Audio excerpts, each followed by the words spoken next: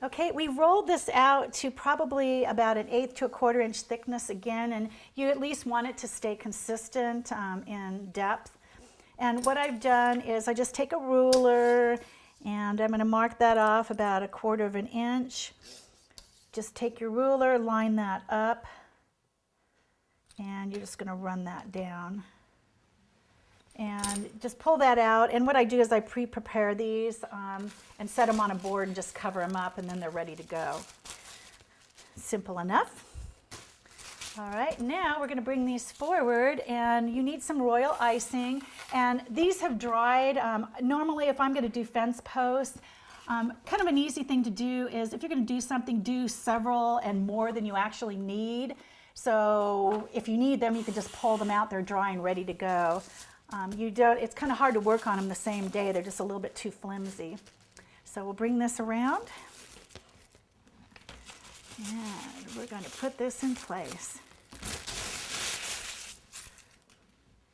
Okay, now what you're going to do is don't worry about piecing these. It's not a big deal, because what we're going to do is when we're done with this, we'll run some royal icing in the middle of these, and it will seal it off, and you can't tell where one stopped and the other started.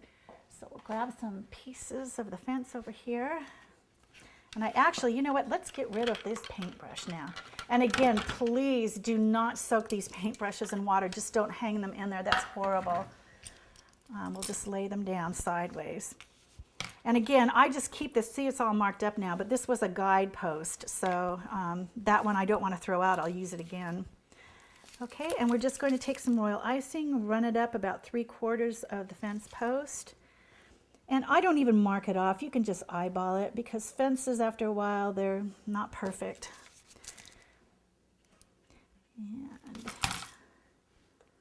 there we go. And one more time here. This is the fun part, when you start putting all the components together and the thing actually starts coming to life.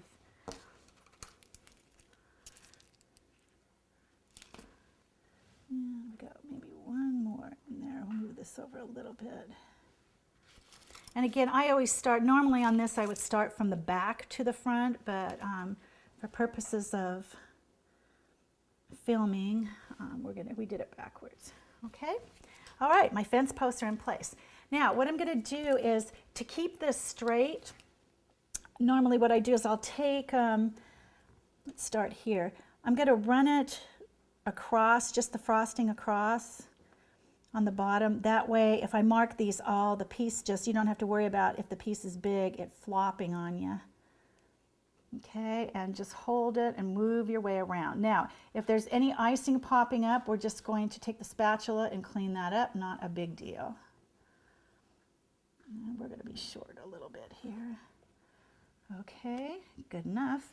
And what I will do is I'm going to take it and cut it off right here. I don't want it in the middle, because obviously what's going to happen, that thing is going to kind of like sink in there at that spot. And once again, if you wanted to texture these, I thought about this after I did it. You could actually texture this a wood grain, which would probably look really cool. Now, where that joint is, I'm just going to stick some royal icing in there and just take my finger, and that will seal in the little crack there. So we're doing a little paste in there. And if you see any frosting, just take your spatula and just kind of wipe that down.